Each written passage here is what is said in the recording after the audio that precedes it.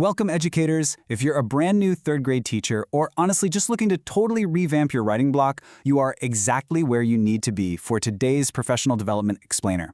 Look, teaching 8-year-olds to write informational essays, it can feel completely daunting, right? I mean, how do we actually get them to stop just making these disjointed lists of random facts and start writing cohesive explanations? Well, today we are going to deconstruct a highly scaffolded third grade writing unit. It's called the lunch debate, to give you some really practical, road-tested tools that you can literally use in your classroom tomorrow. So, here's our roadmap for today. We'll start with the core writing formula, move into tiered mentor essays, look at integrating source text, check out some organizers and templates, and finally wrap up with assessing with rubrics. Let's dive right in. All right, Section 1, the core writing formula. We really need a clear blueprint here.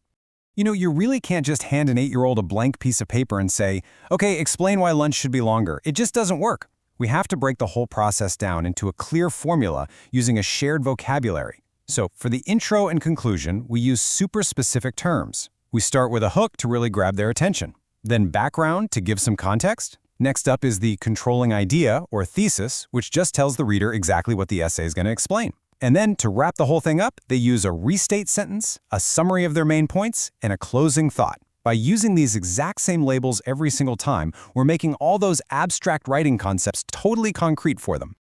Now, let's break this down even further for those body paragraphs. This 4-step progression you see is basically a foolproof roadmap. First, students start with a topic sentence to introduce their focus. Then, and this is absolutely crucial, evidence plus citation, to add a fact right from a source. Step 3 is elaboration, where they explain what that fact actually means in their own words. And finally, a closing sentence wraps it up nicely. Think of it like this. If a student ever gets stuck, and you know they will, you simply point them right back to this exact progression. It's a lifesaver. Moving on to Section 2, Tiered Mentor Essays. Let's actually see these formulas in action. Okay, so how do we support students who only write lists of facts? Man, if you have ever asked yourself this question while sitting at your desk grading a massive stack of papers, believe me, you are not alone. It is incredibly common for third graders, especially those who might be performing a bit below grade level, to just list out isolated facts without connecting them at all. So, the secret sauce here? It lies in providing tiered sentence frames and elaboration scaffolds that actively guide them to weave those ideas together. You can really see here how the structural formula stays exactly the same across different levels, but the complexity scales up. For instance, our intervention frame for a hook is just simply, "Did you know that blank?" which is a massive scaffold for them. But look at our enrichment frame. It prompts our advanced writers with something like, "Picture this, blank." It makes you wonder whether blank. See? The core blueprint is identical, but we're scaling that sentence complexity up to really challenge our advanced writers. By adjusting things like the required sentence length and paragraph count, you can keep the entire class working on the exact same topic while still meeting every single student exactly where they are. So your intervention students, they're going to master 2 body paragraphs with heavy framing. Your on-level kids will write slightly longer paragraphs. And your enrichment students, you're stretching them to 3 body paragraphs, really pushing them toward that multi-paragraph synthesis.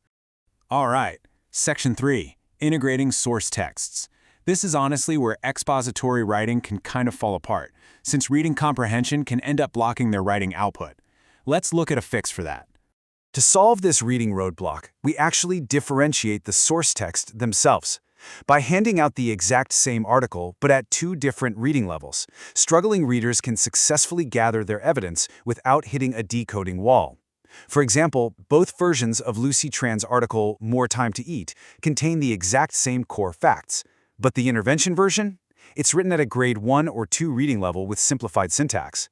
Meanwhile, the on-level version uses standard grade 3 complex sentences. So everyone gets the same data, they just get it in a format they can actually process.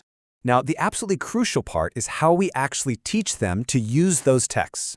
When you're modeling this step, you want to use a teacher think aloud to explicitly show them how to lift a fact from the text and use the provided citation frame to give the author credit.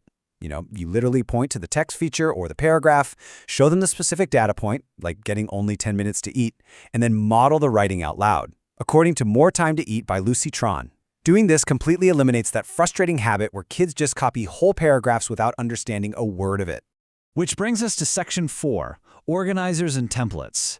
This is all about scaffolded drafting. Once our kids have gathered their evidence, they need physical, tangible tools to translate our formula onto paper.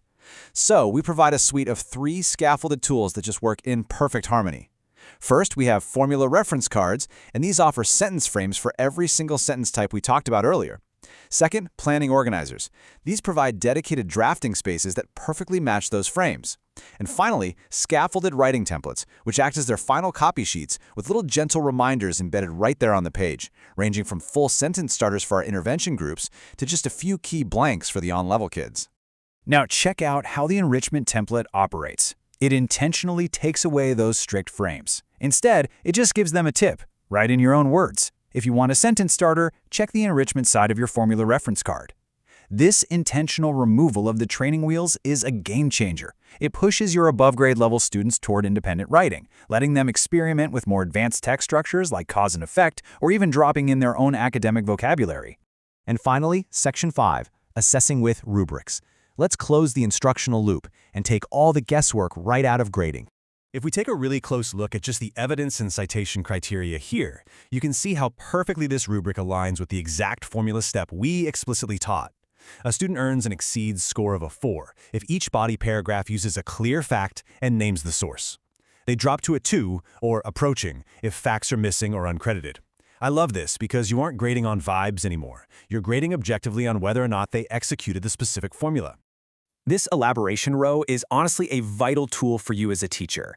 It clearly distinguishes between students who are merely listing facts, which, lands them in the approaching or beginning scores, and those who are truly explaining the facts in their own words to earn that exceeds.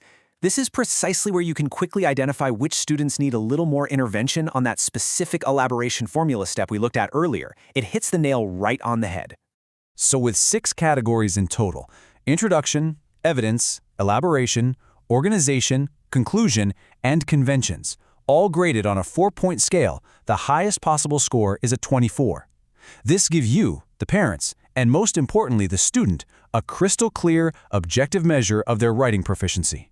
It makes your writing conferences so actionable. You can sit down with a student and say, hey, you scored a 2 on organization because we forgot our linking words, so let's fix that together. By fully embracing this deconstructed approach, from that shared vocabulary and tiered texts all the way to these aligned rubrics, you're removing the whole mystery of expository writing. You're replacing it with a clear, achievable roadmap that literally turns reluctant students into confident authors. So I'll leave you with this. The question isn't whether your 3rd graders can write complex essays, it's how will you use these tiered tools to transform your writing block tomorrow. Thanks so much for joining me for this explainer, and happy teaching.